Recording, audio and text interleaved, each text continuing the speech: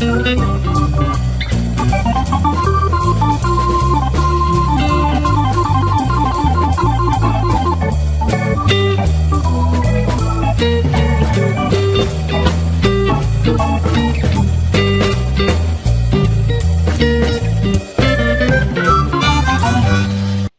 and gentlemen, welcome to the Darkstone Dossiers with your host, Anthony Darkstone.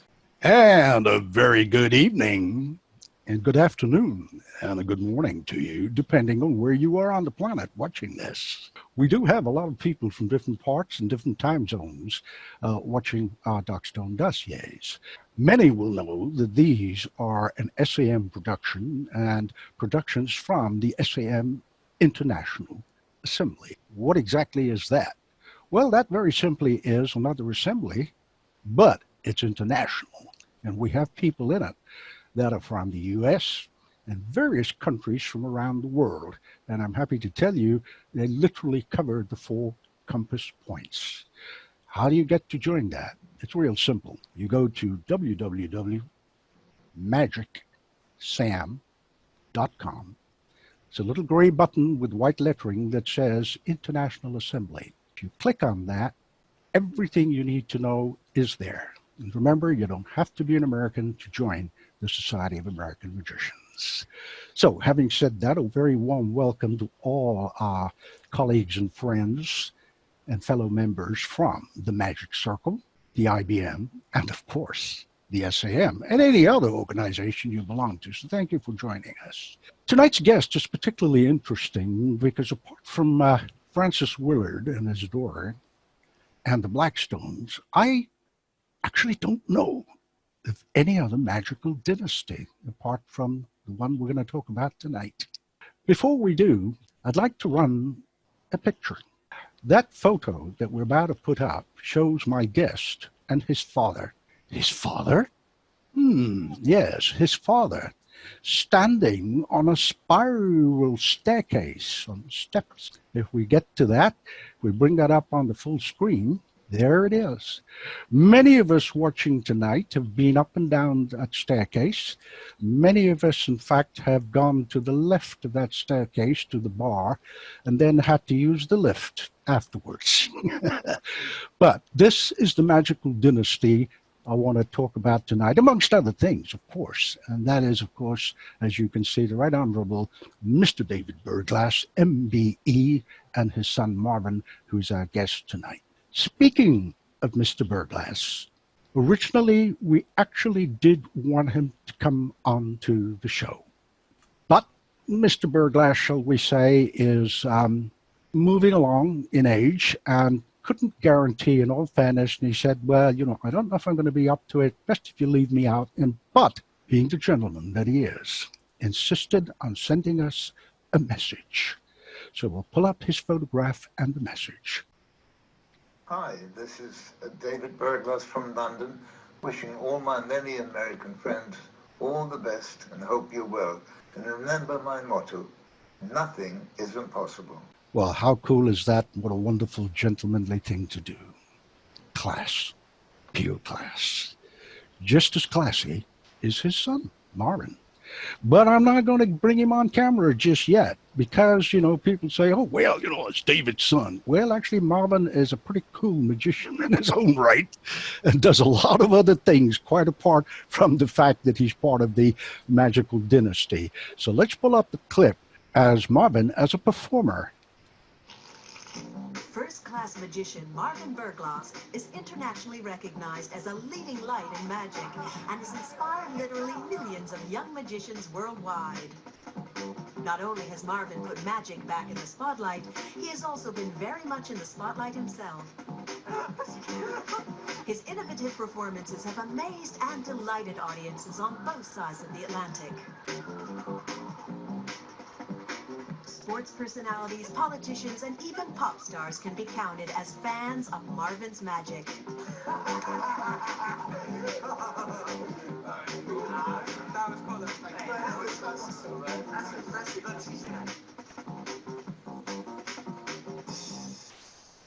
Well, That gave you a little bit of a taste of the performing skills of my guest tonight. So please put your hands together virtually or otherwise and welcome Marvin Berglas. Hey, thanks, Anthony. Thank you so much for that very nice introduction. And it really is great. Thank you for the invitation to be here. I look forward to telling you all about a fascinating story. Marvin, welcome. It's an honor and a pleasure to have you here. We have indeed known each other for a few years, probably 20, I guess, really, going back to the halcyon days of Home Counties Junior Magical Championships. And I think you had some kind words to say when my son won the John Hutt Trophy. We've been at odd times, you know, together. We were once thrown out of the magic circle. Let me quickly add, so was everybody else, because I was in the middle of an interview with Mandy Davis and the fire alarms went off, so we all had to run outside. Do you remember that? That was fun. Yes. Yeah. Yes. Okay. Well, let's cut to everything here, Marvin. Speaking of the Magic Circle, we've shown a couple of pictures of yourself and the Right Honorable Mr. David Berglas, MBE, at the Magic Circle. And when you see him, please say on our behalf, thank you so much for that wonderful greeting that he gave us. Now, the Magic Circle, some people, possibly just 2 or 3, might think is some kind of rival organization. Well, actually it isn't. The SAM and the Magic Circle, for those of you who don't know, I have mentioned this on other shows, are actually sister organizations. There's a lot of camaraderie between the two. Much happens in exchanges. In fact, the current president, Mr. Noel Britton, has attended a couple of our gala shows and other shows. So we have indeed a number of fellow members watching us tonight, and forgive me that I cannot acknowledge all of you. I want to go to the Magic Circle because at one time, Marvin was the vice president. Do you want to speak to us a little bit about that, Marvin, when that was? Well, sure. I mean, the Magic Circle is obviously a wonderful organization, and for any magician around the world, we'd encourage you to be part of it because there's many great benefits to being a member. Firstly, it's very prestigious and it's difficult to become a member to go up the various ranks, but we basically promote excellence in magic, promoting excellence in magic, and also celebrating its heritage. So we are very lucky in central London. For anybody who visits, we've got the most wonderful headquarters, which we moved into, I think it was 1989. In fact, 1998. My father, David Berglas, who you've talked about, obviously was the then president, and he was responsible for getting magic recognized as an art form, and he raised a lot of money with a group of people, myself included. Actually, we helped promote with various sets and stuff that we did, and literally hundreds of thousands was our target, and it had to go up and up and up, and in the end we got this most wonderful building which is tucked away very centrally in Euston Station, very near Euston Station, which is one of the central locations of London. And it's an unbelievable thing, because you go through these doors and you would not believe that it's 4 stories high. In the basement we have the most fabulous magic museum. There's a special museum for magicians only. There's some that which has great posters and artifacts that we have tours that the public can come and see. We have our club room upstairs, but it's actually a living museum, because on the walls are some wonderful the history of magic, really, in various art forms and things that you just simply wouldn't see anywhere else. And we have a wonderful staircase which you've shown, which takes you firstly into the bar and the club room, as we call it, where on a Monday night all magicians are welcome. And then we have the Devant room after David Devant, with his bust right in the middle there. A beautiful room with lots of artifacts. And further upstairs, you would not believe that there is actually a beautiful theatre which houses 160 seats, very intimate, very with state-of-the-art equipment, and we've had all the best magicians around the world. So if you come, do that. I've missed one major thing out, and that is right in the basement we have a library, and it's the library we say is a home of 10,000 secrets. It's probably more like 100,000 secrets, because the books that we have are unbelievable. And so these are the benefits if you visit. But if you don't visit, it's great anyway, because we have a digital magazine that you can have, or a hard copy, and there's many, many things that we share, and it's just a very prestigious thing to be part of, and there's so many different benefits. So I'd recommend for any magician around the world to join. Thank you, Marvin. As Marvin gave us a little bit of a description of it, it is, to use his words, a living museum. And if you're a magician of any caliber or status, and if you find yourself in London and you're not a member, find someone who is, and they will sign you in as a guest, much the same as the castle in a way. So you have a gentleman in the front door, and he will greet you and check if you're a member, etc., and then you go to the bar, and then the Monday night. Also, if you are a member, used to be until fairly recently, for pretty obvious reasons that affect us all, no matter where we are on the planet, wonderful, wonderful lectures from some of the top people on the planet who have lectured on that stage. I want to brag a little bit. Me too. I don't know if I was one of the top people, but I was very, very, very honored to have been asked there. And the legendary Roy Marsh was my MC. Some of our colleagues in the UK will know who that gentleman is.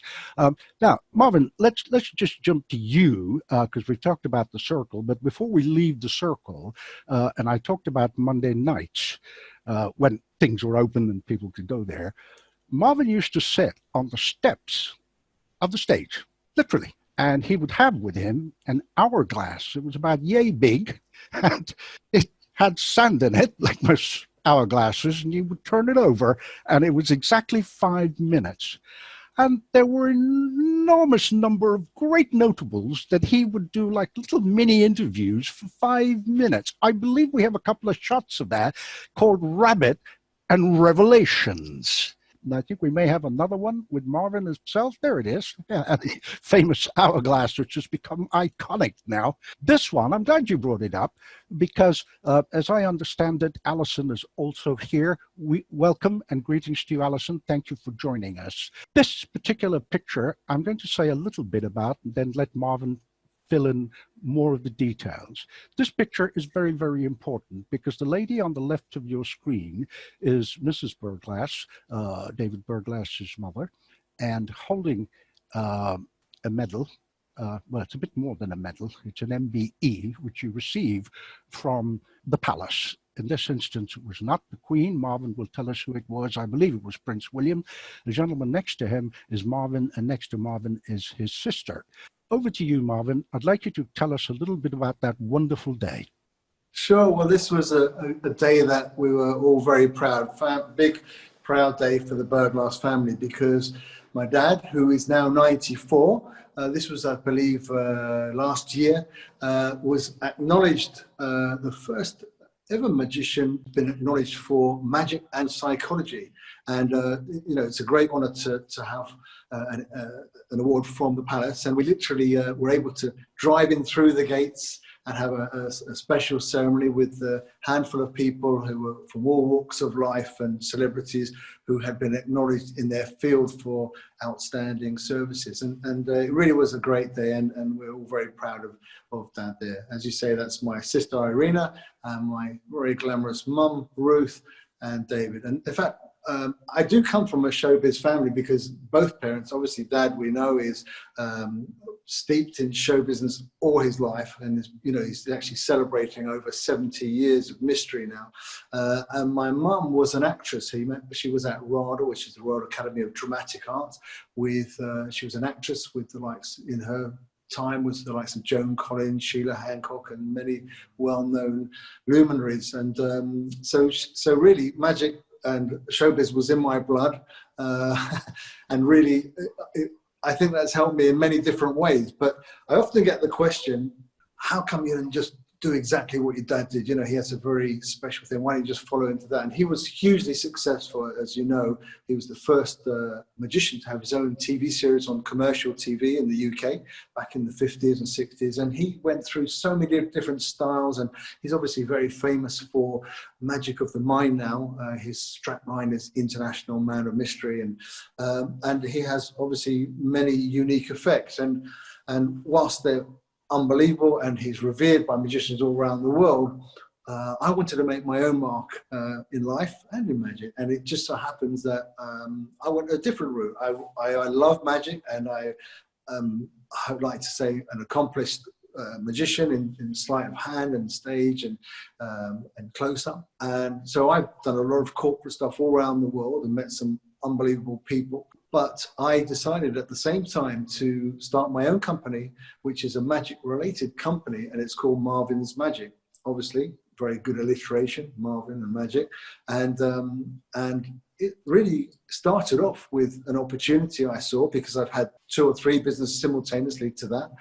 One of the big store groups here in London for toys, they say the finest toy shop in the world, is called Hamleys, which is on Regent Street, one of our very busy streets here, central London. It's a very famous area that used to be a toy store that used to be very famous for magic, and for many, many years. And they had an ailing magic department. They knew that of a connection, and they thought, can you help or put us in touch with anyone? And a light bulb idea came up, and I was delighted to have a few months to research, put everything together, and I put together a range of products which were beautifully packaged and designed, very sort of red tissue papers. You took everything out, very gift boxy, put in really great magicians to help demonstrate it. And we launched in 6 stores, and this is back in 1987. So we've been going now for 33 years, and thankfully it's gone from strength to strength during that time. You've actually got stores in 60 different countries. But before we go more into that, which I really, really want to, Marvin, I have a photograph which I would like to share, and I was absolutely stunned when I saw it. A gentleman with some cups and bowls, and it's a sepia tone photograph, and on either side of this gentleman are 2 young boys. Mm-hmm. There it is. We bring that up. That's a lovely picture. That one of them is you, and of course, obviously your dad in the middle. So when you spoke about DNA in your blood to do with magic, that pretty much summarizes it.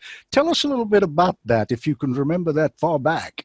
You know what? I can remember it very well. It was 1963. I was, maybe 4 or 5. So it was pretty much my TV debut.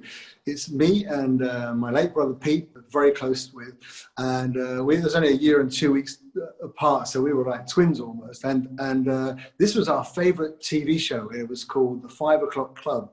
And we used to watch it religiously. So when Dad was asked to be a guest on it, wow, we had to be there. And so we were sitting in the front, not to help or to get on TV. He was going to call a couple of the kids up. And it was a zoo when we were there, because he says, I need a couple of kids to come and help me. And all of a sudden, these hundreds of these kids, and we were right at the back. He goes, I want you and you. And then he got us to the front. It was fun. And I was very nervous. I remember he said, what's your name? And the word didn't come out. I just said, oh, Marvin, that's very nice. So that was your first major gig, eh? It was. Just an interesting how much did you get paid?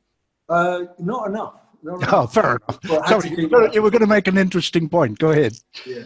No, the point I was going to say, interestingly enough, Dad was, we were very lucky. We didn't realize how lucky we were growing up, because obviously Dad was doing some amazing things and friends with all the best, showbiz guys and magicians around the world. And one of his good friends from America was the late Marvin Roy, and who was actually my godfather.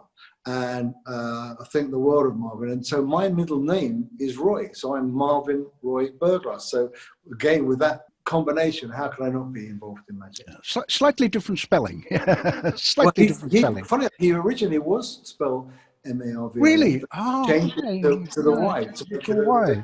There you go. Well, now how many people can claim to have Mr. Lightbulb himself as a godfather and possess the same names, which of course Marvin's, and now Marvin's Magic. You've got shops in 60 countries. Let's pull up a couple of stills of the shops. Yes.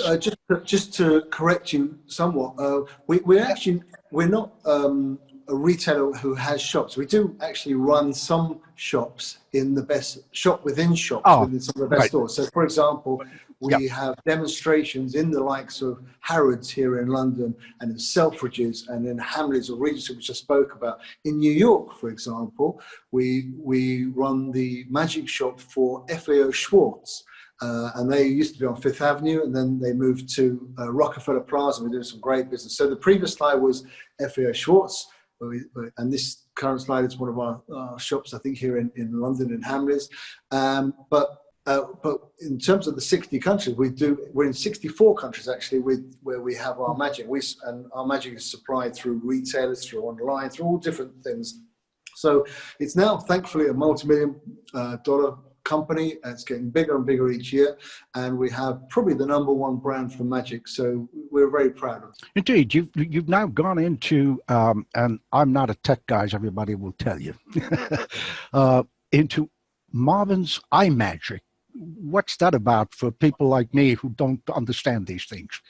Well, we always try to be very innovative with whatever we do, and product development is something which I still head up and really enjoy. And my background was art and design, and generally I love being involved with the team. We have a creative team in-house, and the retailer's always looking every year at something different. What's new? And magic is a traditional thing, but we have to evolve, and rather than just packaging changes and stuff like that, whilst there are some staple products of things that you'd expect to see in a magic set, we try to always push the boundaries a bit. And the Marvin's iMagic, which you refer to, was launched 2 or 3 years ago and has won many awards. And it's basically a magic set in its own right, which you could use totally perfectly well as a magic set, but it has some added feature. For example, we have the Marvin's iMagic app. And with that, you can use the same props and combine augmented reality with those props. So at the very basic level, you would get the one section in the app. You would then scan the instruction booklet, and all the video instructions on that trick would be showing, so you can see a demonstration and how to do it, which obviously makes it so much easier than how we used to do it, which was just reading. So we have a combination of both. Bear in mind, we have to do this in many different languages, so that helps. But also the actual props. For example, if you can imagine that very simple trick that we probably all had in our first magic sets, which is called Crazy Cube, I think, in the States, where you get someone to select a dice, you put it into a little canister, and that goes into another canister, and without looking, you're able to divine whatever number they're thinking. And that is a great trick anyway, but to make it even more special, you get a phone or a tablet, and you say, watch this. So put it away so I couldn't possibly know. And then you get your phone, and it sort of appears to X-ray, go the picture that they're seeing, and then a 3-dimensional X-ray dice with the number that they chose uppermost would appear inside that. And that's just, it looks like a hundreds of thousands of dollar X-ray machine, but it's just a simple little thing which we devised, and that would be, for example, turning a good trick into a great trick. And there's other things, all sorts of things of that nature. That was just one example of the many tricks inside it. How do people get to this, Marvin? I mean, yes, obviously, as you rightly pointed out, they're not stores in that sense of the word. Stores within larger stores like Harrods, Selfridges, and Schwartz, etc. Now, if someone wanted to get a hold of these, and the reason I'm also asking is because later on when we put this all on tape and edit it, etc., we can actually put it up on the screen. So could you tell us the link or email or? Sure. Well, I suppose the easiest way would be through Amazon for people. That a lot of our products are on Amazon, especially in the UK, but all around the world we have some products on Amazon. If there's something specific that's not on there, you can obviously look at the Marvin's Magic website, which is marvinsmagic.com, M-A-R-V-I-N-S, magic.com. How's that for an advert? Yeah, that's easy. Why not? Yeah, that's what it's all about. Is there an apostrophe after Marvin's for the website? There is obviously normally, but in the online website. Well, I'm just asking so then our editor can actually put it up. It's Marvin's, MARVINSMAGIC.com. Have I got it right? Yes. Do you think I'll retire early on the proceeds of the people who will order one now? Do you think so? I'm sorry, say that again? Do you think I will retire early on the proceeds of the people that will buy a set now? Well, I never make predictions off stage, Marvin, but you I'll know, make a prediction. twist my arm. Twist my arm. Speaking of cubes and things, we have a wonderful photograph of you and a particular gentleman, which is just going to come up on the screen. I'm going to remain silent and let you tell the story behind it.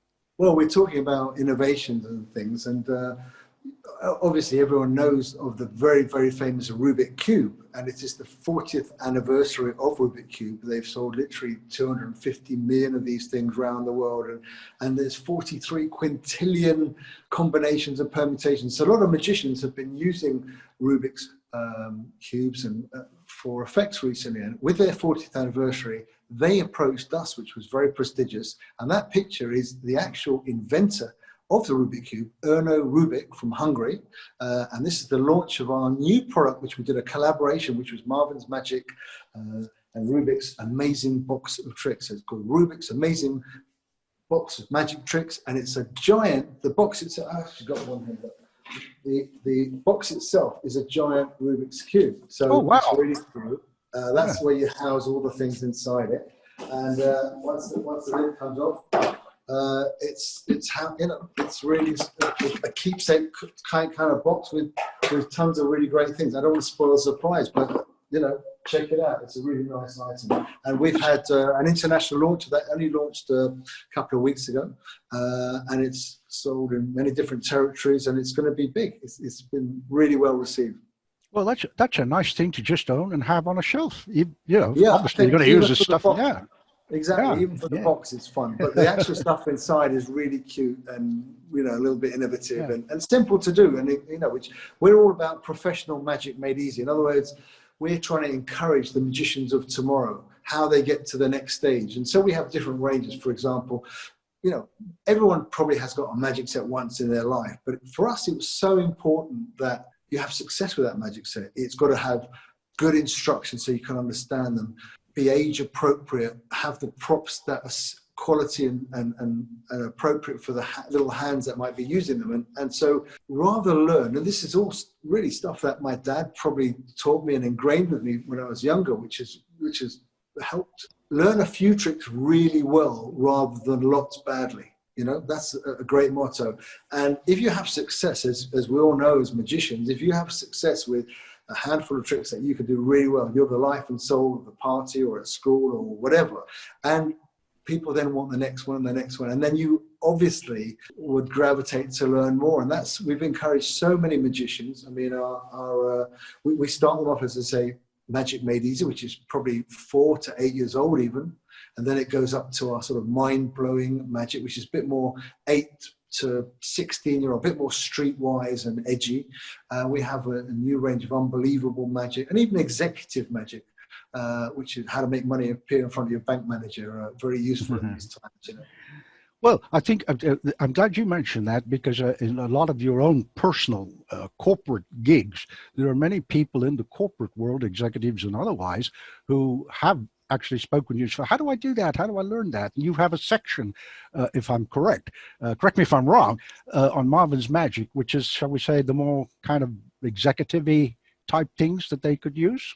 Yes, our limited edition set, for example, is a beautifully presented set, and we find we run a magic academy in some very top classy resorts, like in Sardinia at the Forte Village Resort, and there's, you know, private lessons and all sorts of guys who really want to use magic for a variety of reasons, and so we have a lot of things of that ilk, but I'm not sure if you were alluding to the sort of corporate magicians who come up through our ranks. I don't know if that's what you mean. Well, I wasn't, but actually that would be my next question, because Marvin's Magic and, and indeed yourself have been, to use the word loosely, responsible for a number of names that have kind of come up through the ranks, so to speak, from very young children. Well, absolutely. Well, bear in mind, you know, as I said, we started 33 years ago, 1987, and you know, we would have run these demonstrations in some key stores 365 days a year. So with all the long hours that the stores were open, we've had a lot of magicians that work through as demonstrators. And what's really nice, it's actually a fantastic grounding for any performer, because where else can you get paid to sort of learn and perform, get people's skill? I mean, it's the same disciplines as when you're on stage or doing close-up. You know, you've got a lot of distractions. You've got people coming through the door. You've got to make them stop and watch what you're doing. They've got to see you, hear you, see it very clearly, and then be engaged in what you're doing. And then the applause, the equivalent of the applause would be them buying it. That means they trust you enough to like what it is, and they can see themselves doing it. And so we really take a great deal of interest in demonstration techniques and the training, and it's an ongoing process. And we have some great people. One of our first demonstrators was a guy called Bruce Smith, who's still with the company as a training manager. And you know, he's been responsible for seeing a lot of people through and training hundreds of people. But it's gone on from there. It's changed. It's developed. And some of the people, I mean, you know, let's say in Magic times, if you haven't worked at the Marvin's Magic as a demonstrator, you probably haven't been around. Well, I would say 70-80% of the talent that we see now has come through the ranks. You know, we've had, going back, Mark Paul was our first, who I know was a guest of yours, wasn't he? He was indeed. Paul, yes. We brought him from Dorset to London to when we opened up Harrods in 1988. He then became our manager. We've had Andy Nyman, who of course is writes for Derren Brown and a fantastic actor, and was a wonderful Svengali demonstrator. He actually still reminds me every time I see him that he holds the record of selling the most in one day. I'm not so sure, but there we go.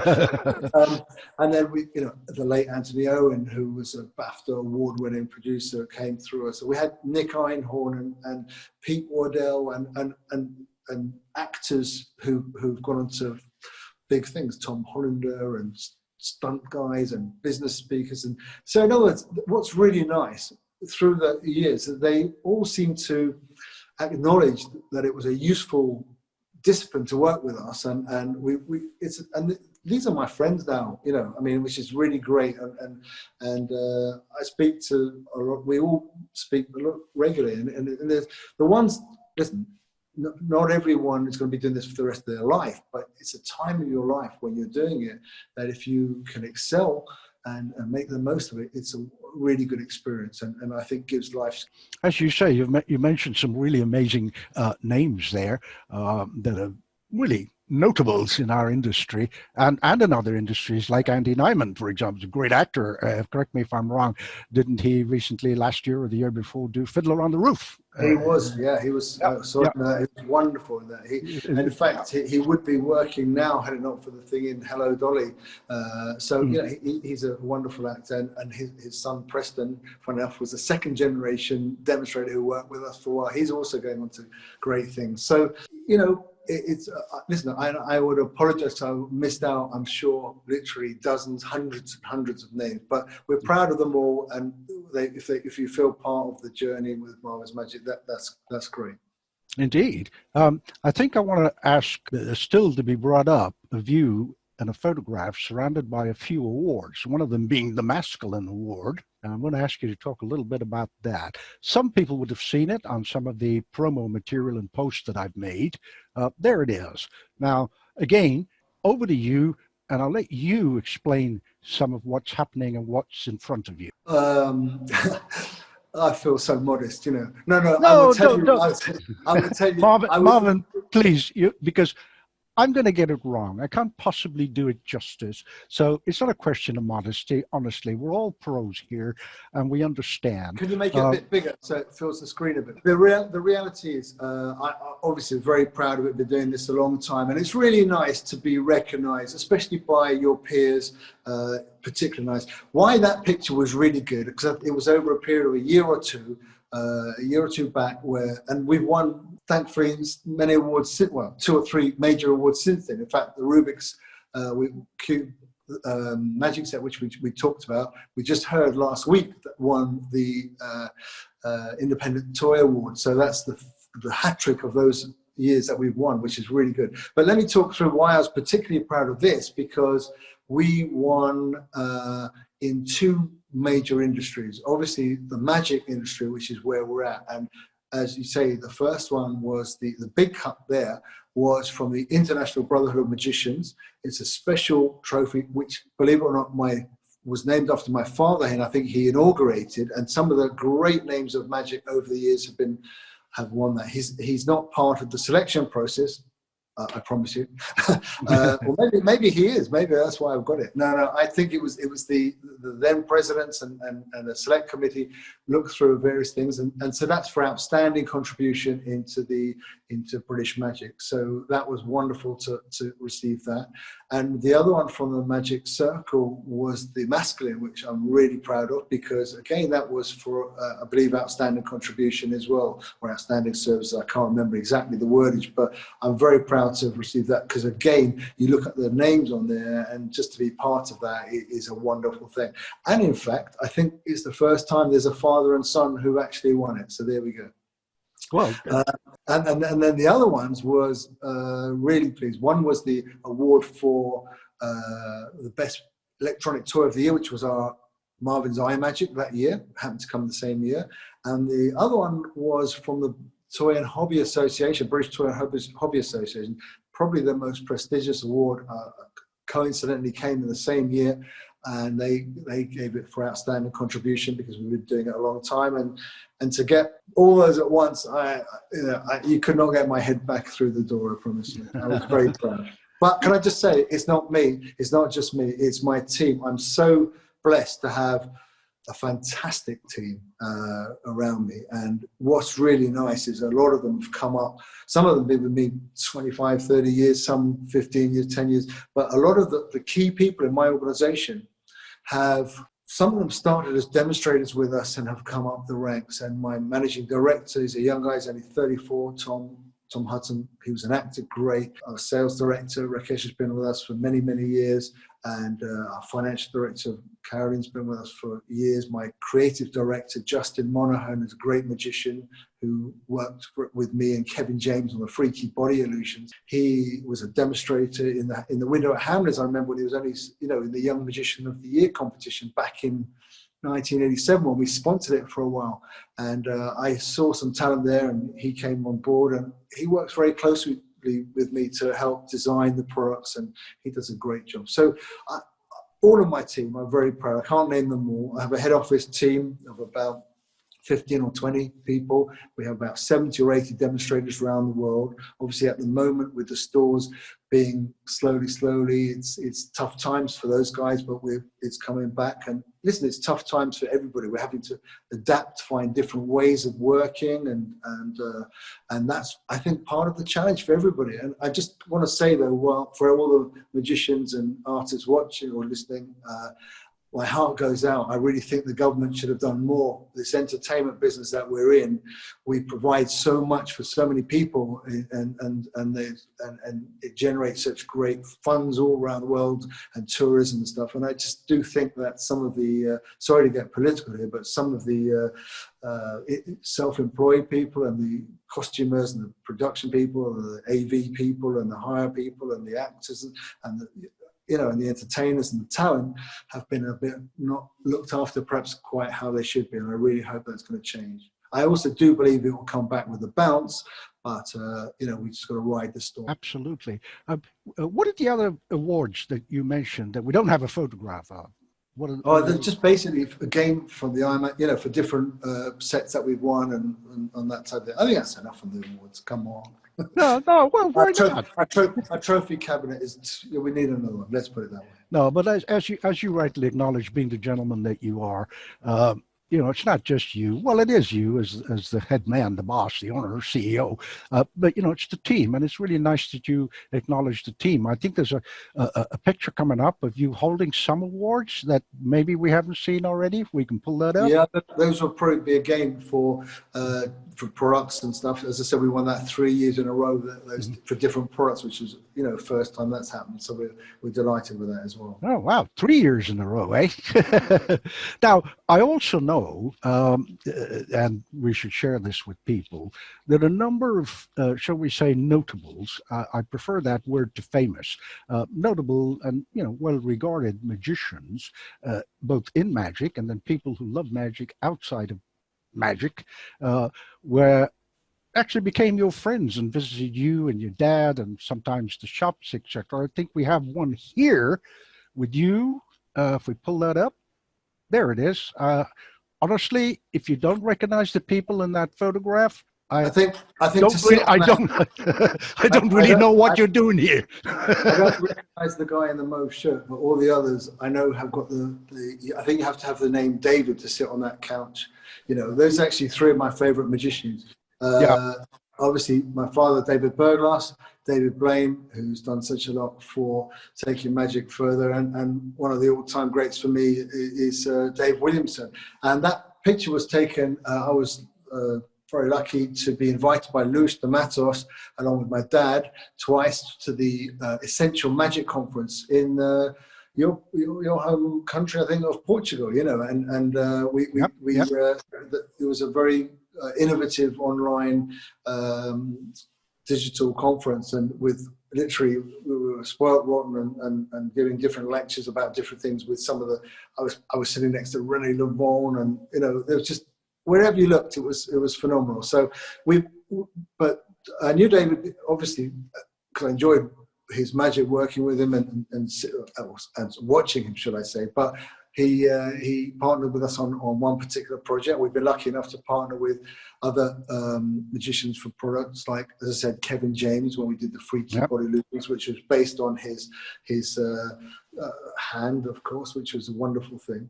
And we worked with Michael Amar on certain products. When I used to do online TV, I did a lot of online TV shopping for the likes of QVC in America.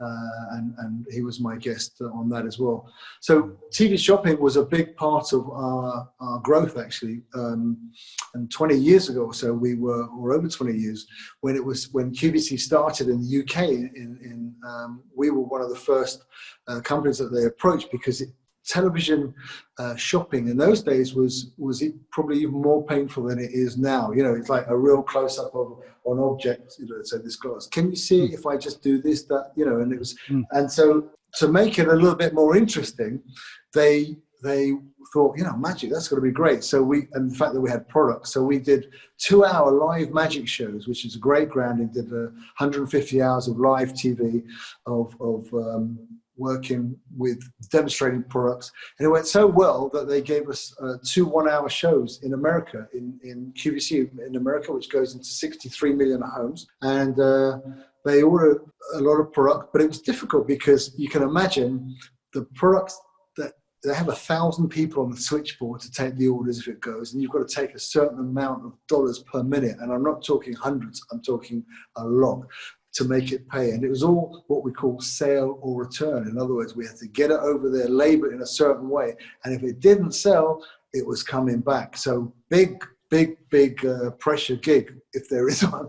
And the first one we did, I mean, the magic was okay and did okay, you know, it was okay. But there's one particular art and craft with the touch of magic product which hit the roof, and I lit up the switchboard, and we did some serious numbers, and that really helped springboard us to the next stage and the next stage and the next stage, you know.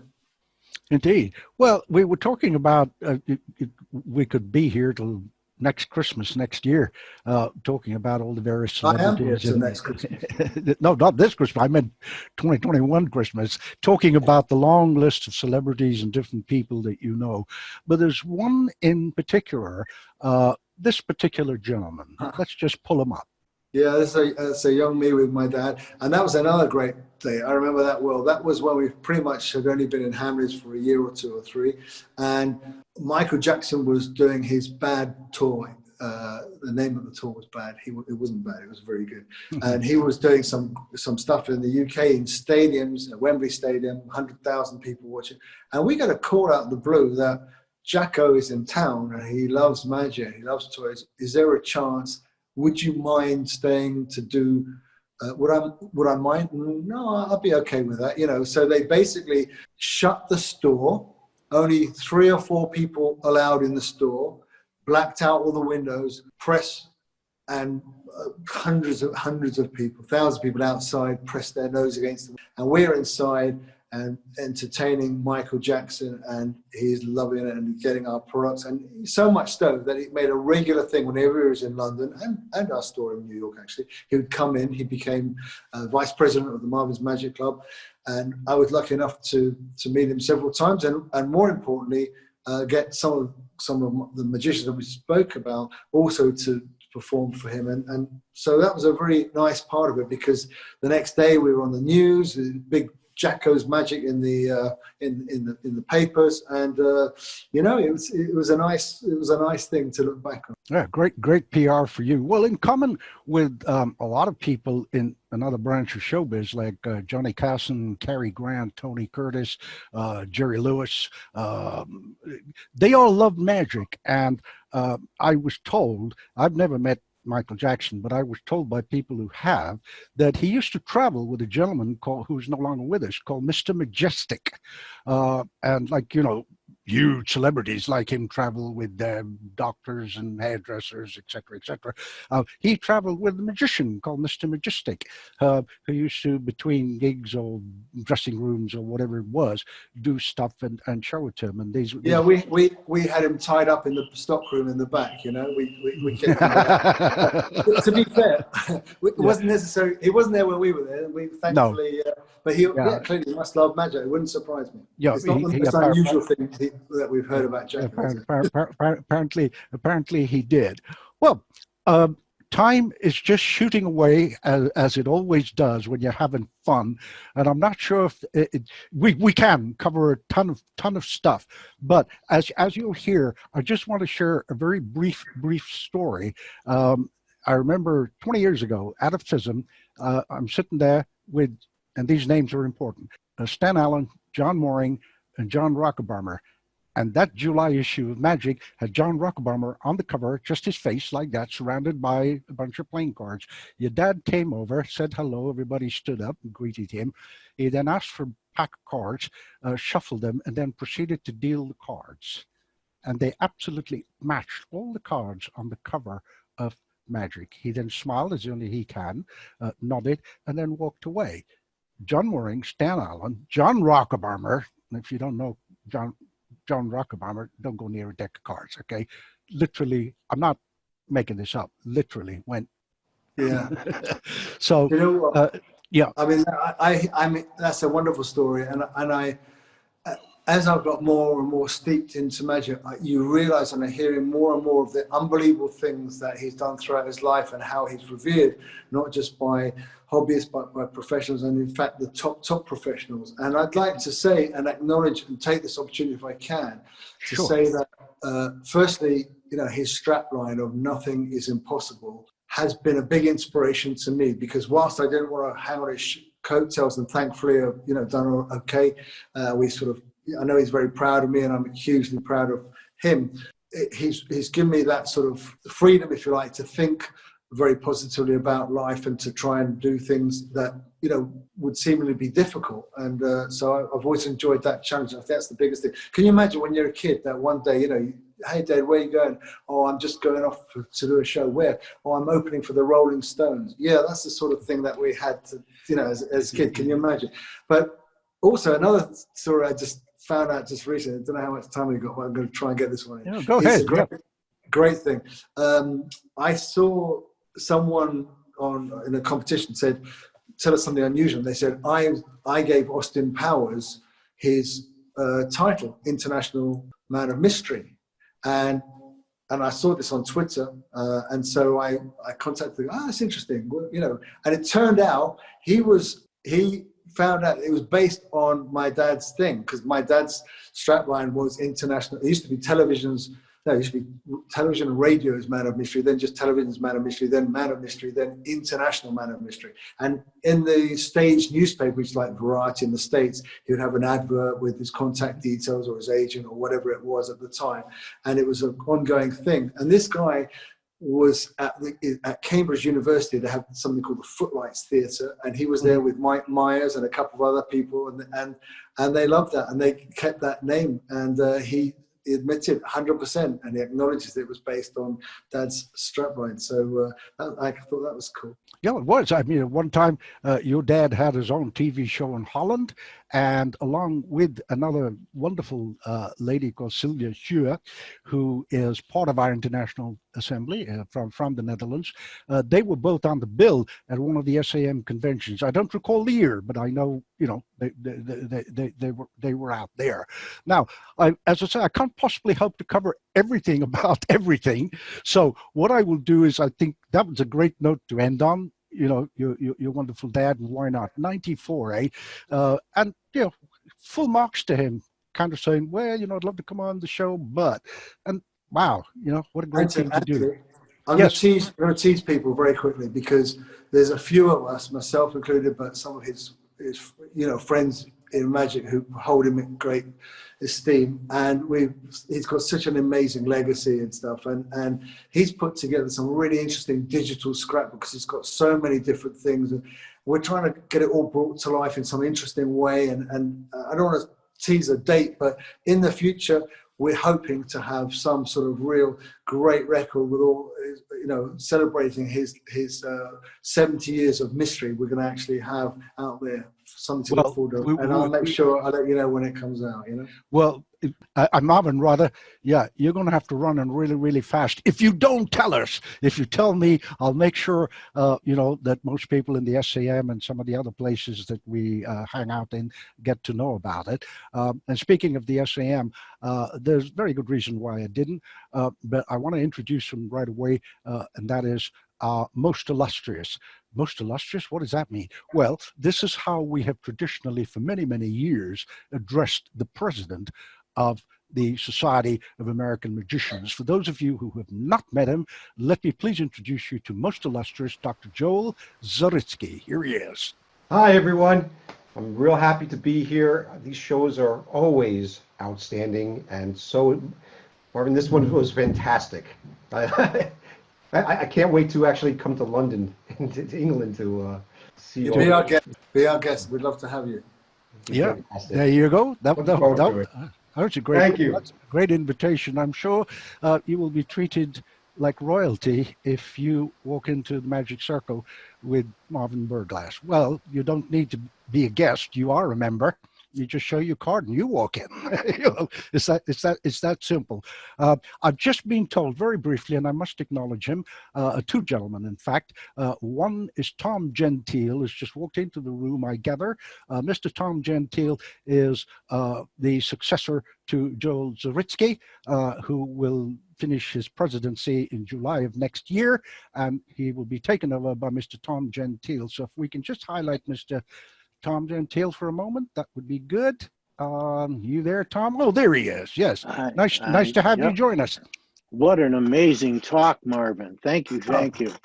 My pleasure. My pleasure. Great to be here. So I did not know about the Toy and Hobby Award and all your positioning in 64 different countries. That's excellent to get the magic out there. Thank you so much. Really appreciate it. Marvin, in fact, as he has mentioned, probably not as much as he should have, so I will. The company, Marvin's Magic, and of course Marvin himself, has been sponsoring and helping and aiding many, many young magician organizations, and I am going to be talking to him and then eventually to Alan Solomon to maybe get together and do something in the way of promotion and marketing for the SYM, which is the junior division of the SAM. I know you do it for the Magic Circle, and indeed when we first met, when over at Home Counties for the Young Magician and then Young Magician of the Year at the Magic Circle and so on. I also very, very quickly want to acknowledge another officer of the SAM. I can't possibly acknowledge everybody and every celebrity, and that is Mr. Rod Chow, who is the first vice president here from Canada.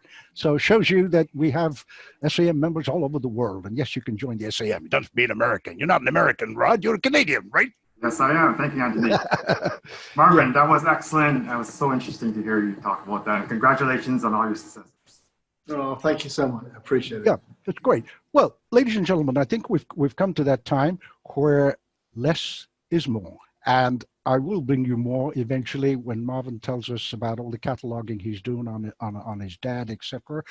I'm very thrilled and honored and blessed that I was able to include a small piece with the help of a friend of mine called Spiros Malaris in MUM in the August issue, which featured 11 other notables in the magic circle from different countries.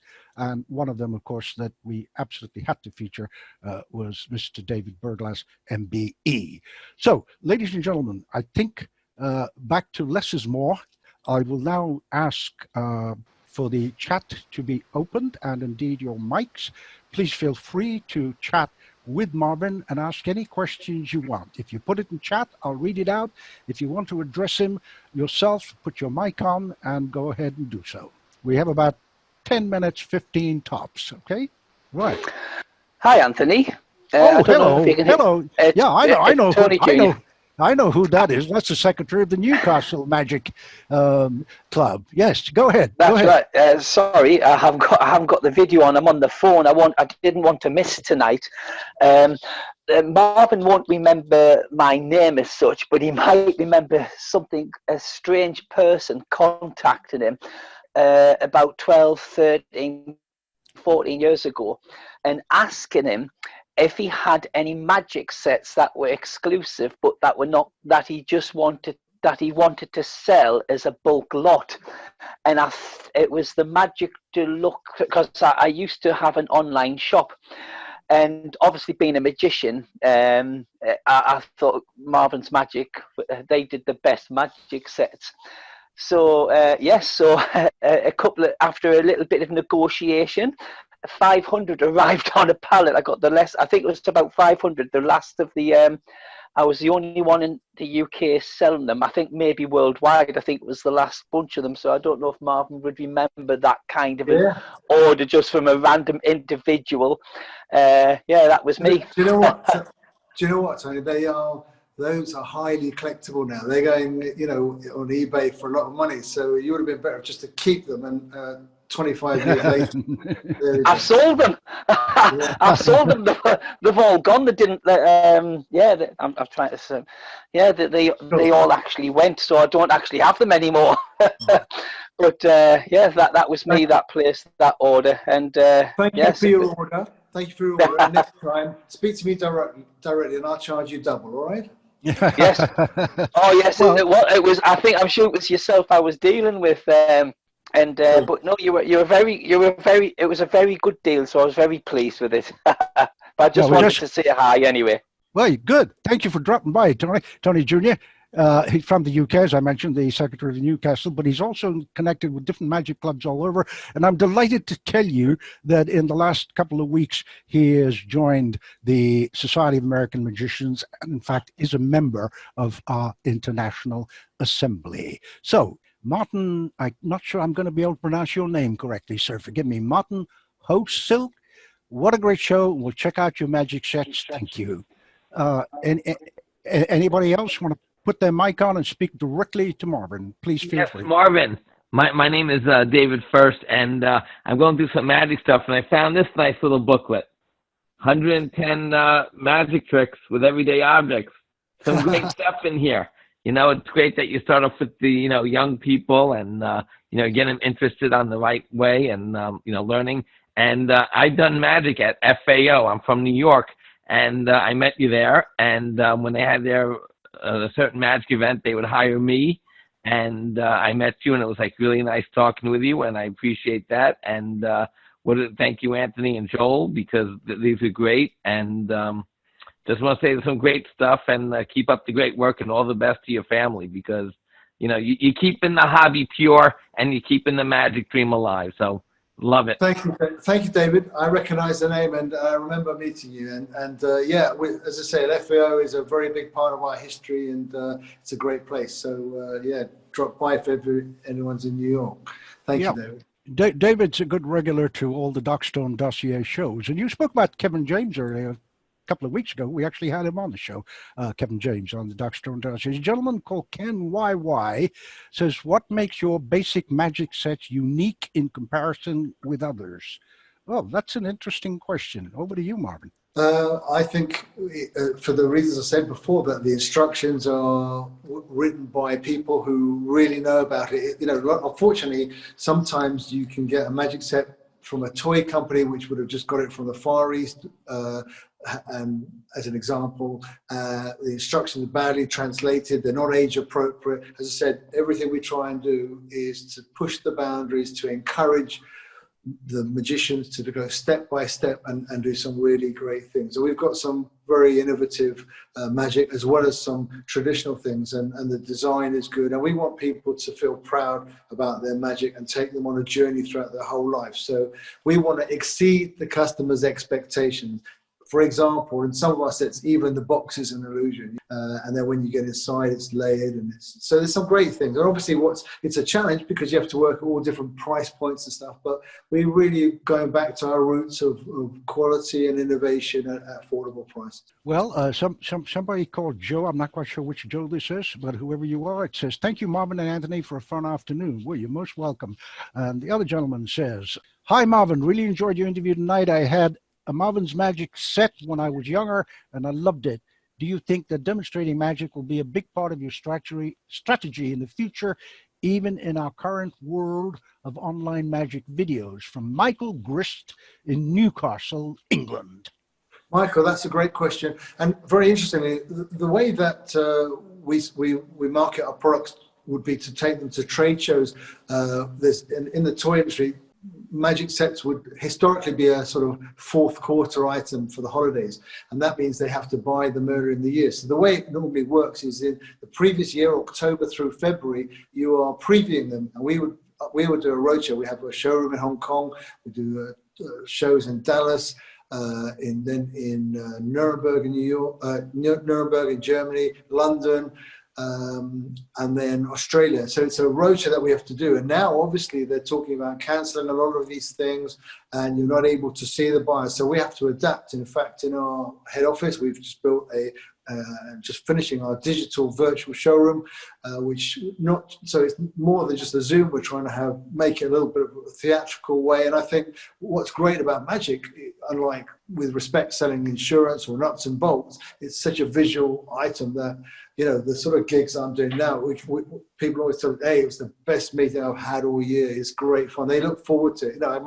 we'll go and see one of our customers, which is a big multinational supermarket, and starts off very frosty. But then when magic brings people to life, doesn't it? And when you do some great stuff, it's fun, and it get people's barriers come down, and they're like little kids again. And the next year we find all of a sudden they brought their assistants and their boss, and the next year it was a whole big show that we're doing. So I've learned how to control those type of things, and we're having to take magic to a whole digital thing as well.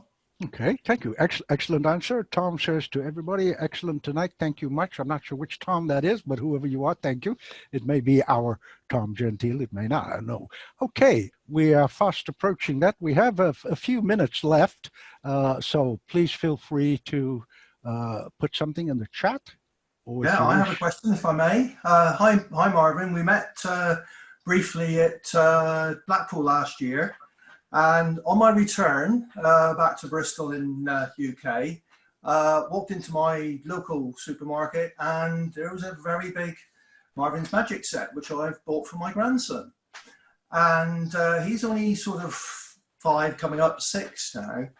And the last time I saw him, I took down some little gazinta boxes and did the little trick with him. And because of the nature of the trick, he could do that himself.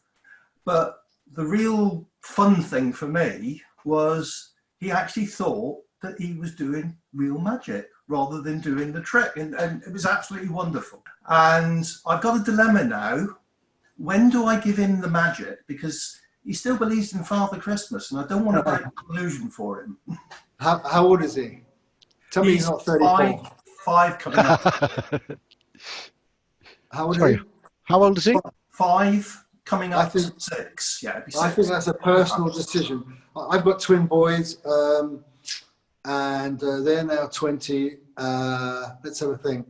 I reckon 6, 7 is about the right time if they can have a bit of fun in the meantime, it's a very personal thing. But you're right, just that wide-eyed amazement, and the fact, the whole point with Marvel's Magic is that we try so hard to inspire the kids so they do feel that they can concentrate on their personality. So, for example, something like a draw box, for example, is or a coloring book, such a nice thing to do and relatively easy technically, but it allows the kids to sort of come out and give some confidence and presentational skills, which is, as we know, as important as the technical technique of the trick. And so that's really, there's Richard Wiseman did some reports recently to show how people who are into magic have better confidence and good presentational skills, and it brings them out of their shell and they go on to learn well generally. So it's such a wonderful hobby and profession.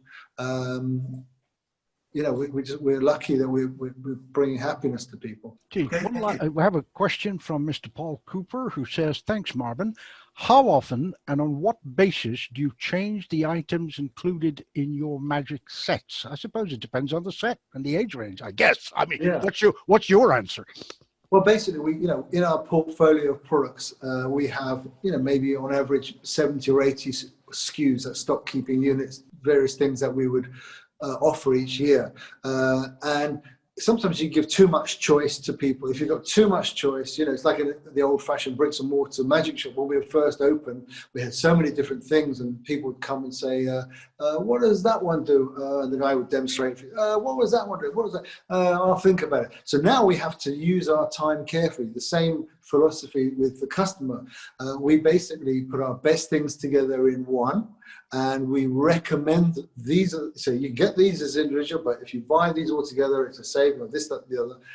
And that is really how we try and do it with the buyers, because the best things stay there. And actually, there's new generations can sell year after year, but we always, as I said earlier, come up with innovations or a point of difference, like this augmented reality. Everyone has a tablet or a phone now. And so imagine being able to get a rabbit coming out of a hat, for example, which is on the table, through your phone, or a little character that can do some mind reading, and some very clever principles. There's some very clever people out there that we work along with, and I think we try hard. In fact, if anybody out there has got some great magic ideas or something they want to share, we work in different ways with people. We'd be delighted to consider if they feel it's appropriate for the general public, which means it's got to have a start, a middle, a finish. It's got to be a relatively simple skill and something they can achieve with a gimmick, ideally. And if it's a winner on its own, a demonstration item on its own, we would really reward that well. And if it's something which would just be an item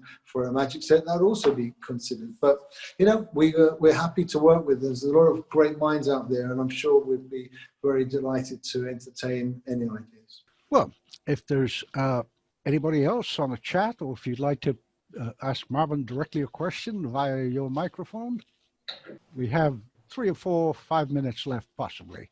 No? Okay, good. Well, that was a good note to end on. All remains is for me to say a huge thank you to most illustrious Dr. Joel Zawitsky, and a man you have not seen, Brett Saul, who let you in, who's not going to close the doors and charge you to get out. No, that's an old Groucho Marx gag. No, he's not. So I always like to acknowledge him. He takes care of it and looks after everything. Oh, we have one fast question, and then I think we're going to have to wrap. This is from, a gentleman I know very well in Turkey, from an IBM ring there, which he is responsible for. It says, hello, Marvin. I wanted to know if being the son of a legendary dad is an advantage or vice versa. Great question. I think it has pluses and minuses. For me, ultimately, there's more pluses than minuses. It depends how you look at things. I'm a very positive, upbeat person, so I'll take it as a good thing. There's many cases of famous families where you have tragedies because it's very hard to live off the coattails, as I say, of famous parents. But I think I went a slightly different route on purpose. Didn't want to have exact comparisons, and I'm very proud. In fact, I would just say my dad's very famous book was he paid me the ultimate compliment. The final chapter of his big tome, which is all about his life and his various effects. He said he was in latter part of his life. He was walking in Hyde Park, and a very attractive girl with another girl sort of kept looking around at him, and so he held his stomach in, and he and he sort of thought, I still got it type of he was thinking, and he's thinking, I wonder why she looked at me. Is it because she perhaps knows me from my TV series that was on? Perhaps she knew I was the president of the Magic Circle from 1989 to 98. Perhaps she's seen some of my corporate stuff. Perhaps she's read a book that I've written. I don't know. And then she comes over to him and expecting to sign an autograph or have a picture. She said, "Are you really the father of Marvin Berglas?" Yeah, absolutely. I think we can't top that story. We can't. We have many, but we can't top that. All remains, in fact, then, is on behalf of the SAM, International Assembly, and indeed from me personally. We've known each other a goodly while, Marvin. From me personally, and indeed professionally, and to thank, as I say, most illustrious, and indeed Brett Soul, the man behind the scenes who does good stuff, to express our wonderful thanks to you, Marvin, for sharing some of your many highlights, and indeed a few words from your dad. And please thank him from us for that very gracious and thoughtful message that he put out. I'm sure all of us would have loved to have him on here, even if it's for a few minutes. But you know what? Being realistic, he's right. He's 94, technology and stuff. I'm not saying he doesn't know technology. Believe me, he knows more than I do. Probably. I don't mean it in that sense. I meant if it fails or whatever, you know. So I think the thinking was agreed by everybody that perhaps, you know, another time. Actually, you know what it was, Anthony? You know what it was? Yeah. I think he's got his salsa dance class tonight, and then his hang gliding tomorrow, and he wanted to be okay with that. So we're not so sure, you know. Now, you shouldn't have shared that, but now that you have, everybody knows.